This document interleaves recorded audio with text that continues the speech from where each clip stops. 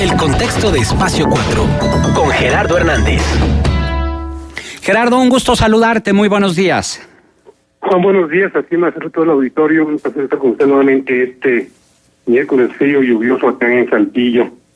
Pues sí, efectivamente, se renegocia la deuda nuevamente por tercera ocasión, una con un Jorge Torres López, otra con Rubén Moreira y ahora la tercera con Miguel Riquelme, que se extiende el plazo para pagar hasta el año 2048, es decir, faltan 30 años para pagar la deuda, teóricamente, porque era una renegociación obligada, el gobierno no tiene recursos suficientes para poder impulsar algunos rubros como educación, salud, seguridad pública. Este margen que le puede dar la renegociación hasta por 520 millones de pesos anuales podría pulverizarse si se aplican las políticas del presidente electo López Obrador de reducir el IVA en la frontera. Esto tendría un impacto para Coahuila junto con otras eliminaciones de impuestos hasta por 900 millones de pesos anuales. Es decir, si esto camina como todo parece ser, habrá una disminución importante, no únicamente para Coahuila, sino para todos los estados de la República, con la eliminación de impuestos especiales y en las fronteras, particularmente con la reducción del IVA. Afectaría a toda la franja fronteriza en términos de ingreso fiscal para los estados. Tendría un impacto positivo para los consumidores, para los contribuyentes, pero cualquier movimiento que se haga en materia presupuestaria pues tiene efectos directos o colaterales. De manera que es una renegociación forzada, si la gestionó como ha ocurrido de la Secretaría de Finanzas. El gobierno ha insistido en que se investigue la deuda que aún no sea clara. Hay reticencias y hay resistencias por parte de la fracción parlamentaria del PRI y un reclamo creciente de la ciudadanía. Lo importante en Coahuila como en México es no perder la memoria, tener siempre presente ese atraco a la entidad que le ha significado el pago de 25,000, 30,000 millones de pesos de una deuda que no disminuye, sigue todavía en 38,000, 39,000 millones de pesos. Y esto es, insisto, algo en lo que la sociedad, los medios de comunicación debemos mantener siempre la exigencia de que se aclare. No podemos darle vuelta a la página, no podemos olvidar ese agravio tan grande a los coahuilenses, sobre todo porque la deuda se contrató, recordemos, con documentos, con decretos falsos y enriqueció a una pandilla de funcionarios públicos que llegan al gobierno del Estado en una situación, si no precaria, económicamente, sí con una situación patrimonial que no es posible justificar ahora. No hay documentos que avalen a dónde fue a parar miles de millones de pesos de la deuda, pero no es tampoco muy difícil intuir, sospechar en qué bolsillos quedaron. Hay una banda de funcionarios que son inmensamente ricos frente a una entidad Coahuila que sufre grandes carencias, que ha costado la vida de muchas personas, de niños, de jóvenes, de adultos, que no tienen medicamentos en los hospitales, que carecen de atención médica oportuna en las instituciones de salud, que son asesinados en las calles, que tienen padecimientos por mala calidad de servicios, de agua, de alcantarillado, gente que se suicida incluso. Coahuila es una de las entidades con mayor número de casos, Saltillo, Torreón, niños que recurren a este recurso final, desesperado, angustiado. Aquí preferimos cuidar a la mariposa monarca, que es muy encomiable, preferimos cuidar a los perritos callejeros, que es muy digno también de elogio, preferimos cuidar a los toros, que también es una bandera política y social, en lugar de cuidar a las personas, de cuidar la seguridad pública, la salud de millones de coahuilenses. Es un agravio que no puede ser olvidado, que la ciudadanía debe mantener siempre vivo, pedirle al Congreso de Coahuila, que tiene hoy mayoría opositora, que promueva iniciativas para que se investigue el destino de esos cuantiosos recursos públicos.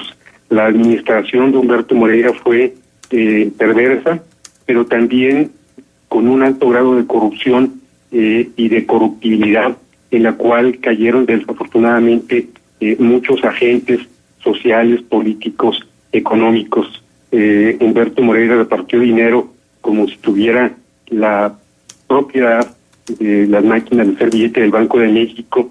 Se le aceptaron recursos cuantiosos para corromper y el costo lo estamos pagando ahora. Es inaceptable, es deplorable que la deuda se extienda el plazo hasta el año 2048. Faltan 6 gobiernos, incluyendo el actual, y esto, insisto, tiene un gran efecto negativo para la entidad. En otro tema, estuvo acá, como se informó oportunamente, el presidente electo López Obrador el jueves pasado en Saltillo, en una gira que más que de agradecimiento es de mensaje a los gobernadores. El voto que obtuvo Morena, 25 millones, no lo ha obtenido jamás el PRI ni ningún partido político. La gira de López Obrador, sus reuniones con gobernadores del PRI, del PRD, de Acción Nacional, es para decirles: a partir del 1 de diciembre yo voy a mandar en la República, en el país. No va a haber la manga ancha, la falta de supervisión del gobierno federal en los estados, que propició justamente endeudamientos tan insultantes como el de Coahuila. Los presidentes Fox, Calderón y Peña Nieto soltaron la rienda a los gobernadores. Fox, por su cobardía para enfrentarlos, por su megalomanía para presumir que fue el primer presidente no priista del país en la historia de México, para presumir un bono democrático que dilapidó en frivolidades. Un Felipe Calderón que llega deslegitimado a la presidencia de la República con sospechas de fraude electoral por ese margen de apenas medio punto porcentual con respecto de López Obrador, y un Peña Nieto que llega en complicidad con un grupo de gobernadores, entre ellos Humberto y Rubén Moreira y otros de la República, y que el pago de Peña Nieto a ellos es justamente dejar que hicieran lo que vimos que hicieron durante este sexenio que está por terminar.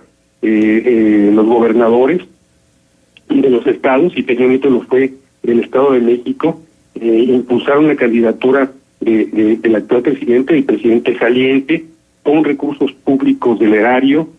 Hay la sospecha fundada de que parte de la deuda de Coahuila financió campañas políticas para gobernador, para preparar el camino de Humberto Moreira a la presidencia del PRI, y más tarde recursos también cuantiosos para respaldar la campaña presidencial de Enrique Peña Nieto. El pago que Peña Nieto les hizo a los gobernadores de su partido fue justamente: cobren ustedes, hagan lo que quieran, el presidente va a avalar cualquier barbaridad que cometan, cualquier violación a derechos humanos, por aberrante que sea, cualquier endeudamiento, por elevado que también ocurra, como sucede en Veracruz, en Coahuila, en otras entidades de la República. Y en este escenario, el único gobernador que ha tenido el valor, la congruencia con su discurso de campaña política ha sido Javier Ochoa de Chihuahua. Hemos visto cómo este modelo que se aplicó en Chihuahua para desviar 250 millones de pesos a las campañas electorales del 2016 también pudo haberse reproducido en Durango y en otras entidades. Y es que el PRI funciona así. El PRI necesita estar conectado a una fuente de recursos que son las entidades de la República para financiar campañas políticas. El resultado de este desvío de recursos públicos en 2016 fue para el PRI catastrófico, y ahí fue el presagio, el preludio de lo que ocurriría en el año 2018. Es decir, en 2016 el PRI pierde 7 de 12 gubernaturas y posteriormente, 2 años después, la presidencia de la República. Entonces, en este escenario, en este contexto, es que López Obrador viene a Coahuila, ya estuvo en Durango, en Chihuahua y en otras entidades, para con el argumento de agradecer el voto que le dieron los mexicanos, enviar un mensaje a los gobernadores de que habrá control en el próximo gobierno, y así debe ser. Si Fox y Calderón y Peña Nieto fallaron con respecto a la supervisión que desde la presidencia se ejerce en los estados, López Obrador no debe cometer ese error.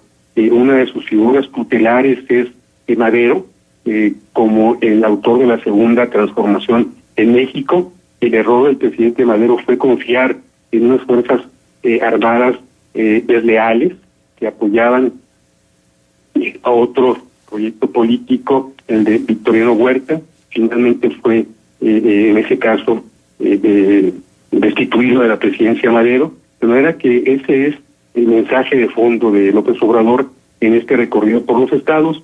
Y en Coahuila se le ofrece, se le presenta como una ofrenda al nuevo astro, al nuevo rey de México, pues la incorporación a ese partido Morena de Luis Fernando Salazar Fernández, quien inició su carrera política a la sombra de Jorge Cermeño. Después hubo una traición a ese grupo de Cermeño cuando se fue como embajador a España. Posteriormente, cuando la candidatura al gobierno de Coahuila recae sobre Guillermo Anaya, Luis Fernando llama traidor al presidente de ese partido, Ricardo Anaya, y empieza ahí un desdibujamiento del PAN que repercute en la elección del año pasado para la gubernatura. Si el PAN hubiera llegado unido a la elección del año anterior, hubiera podido ganar la gubernatura, y esto lo confirma el margen tan estrecho con el cual el PRI se hace nuevamente con el poder. Va a buscar oportunidades políticas Luis Fernando Salazar en Morena. Él quiere ser alcalde de Torreón, quiere ser gobernador. Sin embargo, tendrá que ocupar el lugar que en la fila le corresponda, porque ya hay aspirantes por parte de Morena que llegaron primero a ese partido político. Yo me pregunto, si hubiera ganado Ricardo Anaya la presidencia de la República, seguramente no habría renunciado Luis Fernando Salazar a este partido Acción Nacional. En este contexto también estuvo aquí en Saltillo días pasados Manuel Gómez Morín, aspirante a la presidencia del PAN. Si el PAN quiere sobrevivir o presentarse a los mexicanos como una opción de oposición sólida, la opción es justamente Gómez Morín. Marco Cortés representa los intereses políticos del grupo de Ricardo Anaya. La presidencia del PAN, si recayera en este grupo, sería premiar a quienes fracasaron rotundamente en la elección presidencial de este año. Ciertamente, Ricardo Anaya llegó con un desgaste provocado por el gobierno de Enrique Peña Nieto al acusarlo de lavado de dinero sin tener las pruebas suficientes, al emplear a la PGR, como lo ha hecho en otros casos, para acusarlo, para descalificarlo, para distraerlo de la campaña política, para sembrar escepticismo y duda entre los ciudadanos. Pero también llegó el PAN sumamente debilitado por las divisiones internas.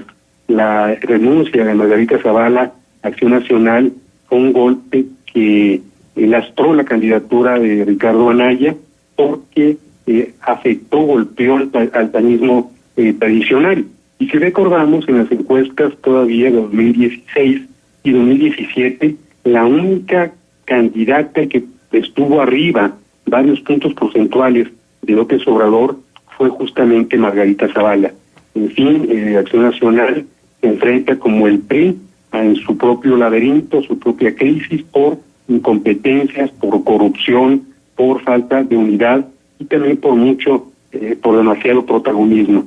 De manera que este es el escenario de estos días, teniendo como paraguas esta tercera renegociación de la deuda estatal, que, insisto, debe ser también objeto por parte del Congreso local de supervisión y de no dejar de insisto en que se reabra el expediente. Tenemos lamentablemente un sistema estatal anticorrupción que fue creado por los Moreira a su medida, que fue creado por Humberto y por Rubén Moreira para protegerlos más allá de su sexenio, con la complicidad de un Congreso anterior que avaló este sistema estatal anticorrupción. Escuchaba el debate en el que se convirtió la semana anterior en Grem también entre Carlos Arredondo y el vocero de un grupo de una ONG, donde se cuestionaba justamente no la elección, la imposición de la nueva consejera del Sistema Estatal Anticorrupción. Un sistema que debe, para ser creíble, reestructurarse por completo. No es posible que el combate a la corrupción haya quedado en manos de destacados moreiristas.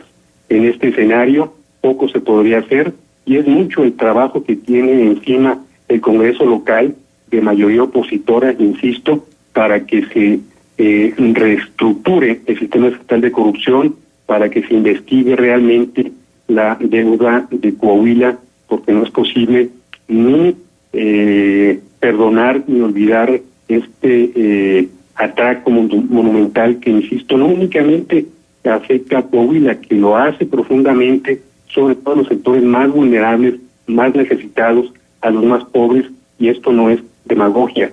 Afecta también la imagen de Coahuila, un estado que no ha podido o no ha querido, por cobardía, por complicidad, por comodidad, alzar la voz permanentemente, reclamar con marchas, con protestas, con cacerolazos, incluso que se investigue, que se castigue a los responsables de esta deuda monumental que hoy se reestructura y que hipoteca a Coahuila, a los coahuilenses, para los próximos 30 años. Ahora, Gerardo, nos queda un minuto nada más, pero no quisiera despedir tu colaboración sin preguntarte qué expectativas albergas tú de que el nuevo gobierno encabezado por Andrés Manuel López Obrador pudiera intervenir en Coahuila para que suceda esto que tú estás diciendo, precisamente, que se haga justicia. Sí, tendrán que presionar los diputados y los senadores del PAN y de Morena en el Congreso, y también en las instancias que tienen acceso directo al presidente electo López Obrador.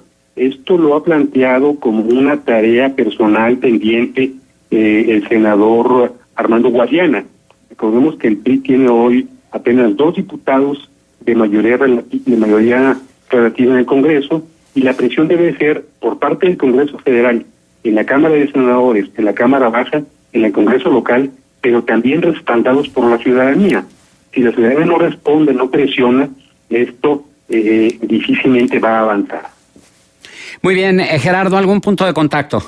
Con mucho gusto, gerardo.espacio4@gmail.com. Gracias, Gerardo Hernández, periodista y director de Espacio 4.